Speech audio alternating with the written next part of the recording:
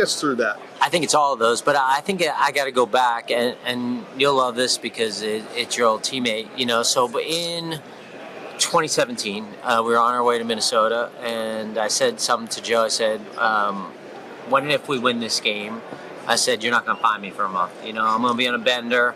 I'm going to be celebrating. It's going to be unbelievable." And that moment, I think, was a little different than this, and it was the first one, and had been part of teams that had lost 4 championship games and a Super Bowl. And, we won that really on the last play. I mean, Tom still got the ball in his hand, down 8, and the ball's in the air. I can't find it. It looks like someone caught it, but actually hit the ground. And then it's just like, it's almost partly relief, definitely joy, but it's almost like, man, you got one, right? Right. And so we come back from Minnesota Monday. Tuesday, it's like 9:30.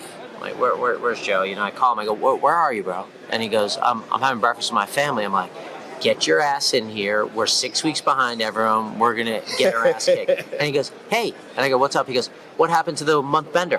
What happened to like this, how I did? I said, we got to get another one. Our good friend Joe Douglas, that sounds like him.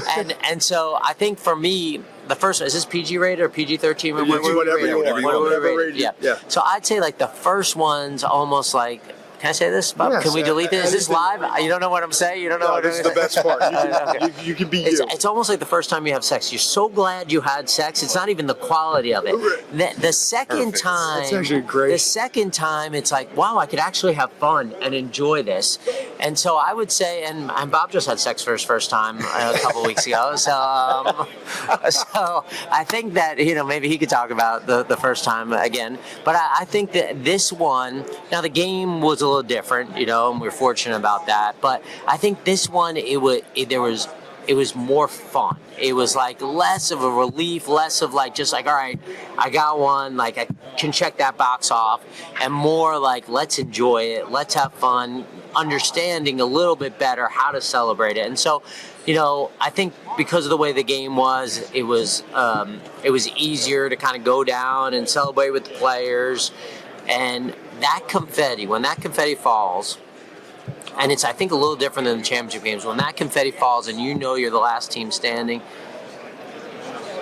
that's the only thing you strive for going forward. And it's like it used to be when I was a GM. It used to be, all right, we won the division, we made the playoffs. All right, we probably get another year on our contract. Great, you know? And then once you feel that, it's almost like this is the only way I can truly feel good about a season. And doing that with people you actually genuinely care about, players, coaches, staff, ownership, and then obviously your family and friends, special. You've endured some shit, man. Like, it's been a long road for you, and I've always respected that about you. Like, you've gone your own path. I mean, you look at like front office intern, salary cap counsel, director of football administration to get where you were. When you look back on all of it, what was it about your path now that becomes a strength over time, right? Yeah. At first you're kind of trying to overcome it and trying to move on and become where you are now. But then it becomes part of your DNA and part of what makes you unique and what makes you special. It's true. What is it about your path that really helped you along? Well, I had an incredible passion for football since I can remember. It was always kind of like this unusual obsession with football, and I always kind of wanted to do this, and no one would really give me the opportunity, because I obviously didn't play in college, and so I went to Florida. I tried to go work for the football program there. I loved evaluating players. Every draft cycle from the time I was 8 years old, I'd write up players. I'd watch the draft. I'd watch games. I'd write them up. And so I had this, like, this is what I'm going to do. This is what I was meant to do. And nobody really encouraged that. I just kind of felt that. So Florida, nobody gave me a chance. I kept writing letters, 32 teams, like I'm sure like you did, we all did, but we had to write the fucking letters, it's different now than sending an email. Like someone sends me an email, I'm like, I'm not going to respond to your email, my man. But and then I went to law school because the cap had just started, and basically Mike Tannenbaum in 1996, a long time ago, basically said to me, hey, it's gonna be hard for you to get a scouting job, and I said, I like scouting, I like evaluating players. He goes, have you thought about cap? And I said, yeah, I had. It's not kind of what I wanted to do. And he said, well, there's not a lot of guys doing it. So I went to law school just to get a job in the NFL. And then my first interview was with the Jets, and it was a scouting job. I ended up not getting it, but they kind of referred me to the Eagles, who I'd sent so many letters to. And I basically said, like, yeah, cap, interesting, but I want to evaluate players. Like, I want to get into the scouting side of it. And they told me, and Andy had just got there, and Joe Banner, and they said, hey, you do this job well, and we'll expand your role.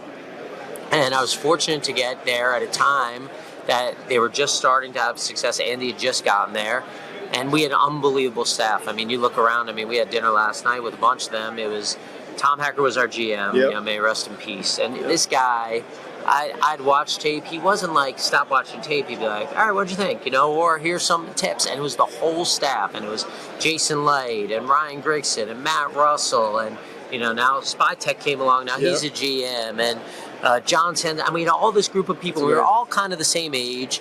And with Andy and his staff, which, 8 or 9 of them ended up becoming head coaches. And we're winning. And it was just this like inclusive, like, hey, if you can help, if you can find some guys, you can do it. If you do your job well, we'll give you more. And then if you do that job well, we'll give you more. And so they let me do pro guys. And then, Coach Reid, and I'll never forget this, he said, listen, if you ever want to be a GM for me, you're going to go on the road. And I was like, man, I got to go on the road and leave and this is 2007, 2008. And I had done a couple of school calls. And it was unbelievable advice, because for me to be able to go to our scouts and say, hey, I went to 35 schools, I know what you're going through, as opposed to just like, yeah, just go find us the players, and I don't want to hear your horror stories. To be able to go through it was so smart. I mean, this is why Andy's unbelievable.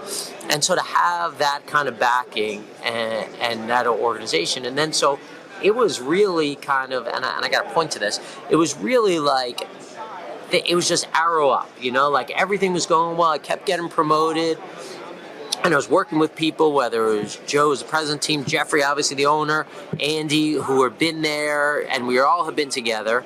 And then when I became GM for Andy, and still obviously him and the greatness of him, and then he leaves, right? And that year was tough. His son died. It was really tough on all of us, and he left, and he needed a fresh start. And then it was like, all right, like I had worked with all these people who had really kind of become like family. Now we have to go find a head coach for the first time. And it was like, all right, well, what are we looking for? You're replacing this legend, maybe the greatest coach of all time, certainly in the top 3, in my opinion. And so it's like, all right, let's just go find someone innovative, someone dynamic, none of like, how are they going to interact with the rest of the building? How are they going to interact with me? How are they going to treat everything? It's just like, results.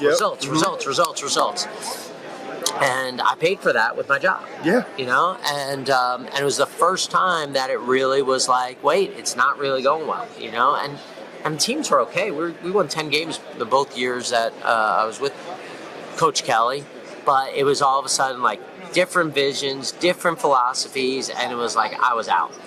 And that adversity, I think, to me, was the best thing that could happen to me, because as a young GM and things going your way, and then publicly kind of embarrassed and having to reset and to kind of get back to like.